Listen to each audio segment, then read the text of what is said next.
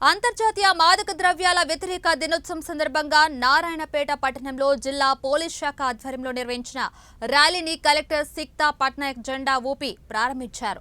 పట్టణంలోని ప్రధాన రహదారుల గుండా విద్యార్థులతో కలిసి ర్యాలీ నిర్వహించారు. అనంతరం ఏర్పాటు చేసిన కార్యక్రమంలో ఆయన పాల్గొన్నారు. ఈ సందర్భంగా మాదక ద్రవ్యాలను అరికట్టేందుకు అందరూ సహకరించాలని కోరారు. అయితే మాదక ద్రవ్యాలతో జరిగే అనర్థాలను వివరించారు. కార్యక్రమంలో ఎస్పీ యోగేష్ గౌతమ్, అదనపు కలెక్టర్ మయాంక్ మిత్తల్ తదితరులు పాల్గొన్నారు. రవాణా కావచ్చు, తయారీ కావచ్చు, వినియోగం కావచ్చు, ఒళ్ళు గగురు పొడిచేటువంటి దృష్టాంతాలు దృష్టికి వస్తున్నాయి. దీనికి మన గమనంలో ఉంది. సో ఒక చిన్న పిల్లాడి దగ్గర నుంచి వృద్ధుడి వరకు దీని యొక్క చదువు లేక కాదు, సంస్కారం లేక కాదు, అన్నీ ఉన్నాయి. అన్నీ ఉన్నా కూడా మనమే, కుటుంబమే, వ్యక్తే, సమాజమే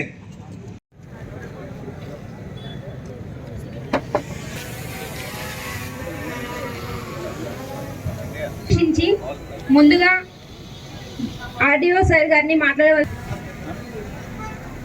సభాసీనులు, కార్యక్రమానికి చేసిన పిల్లలు, సో ఈరోజు మాదక ద్రవ్యాల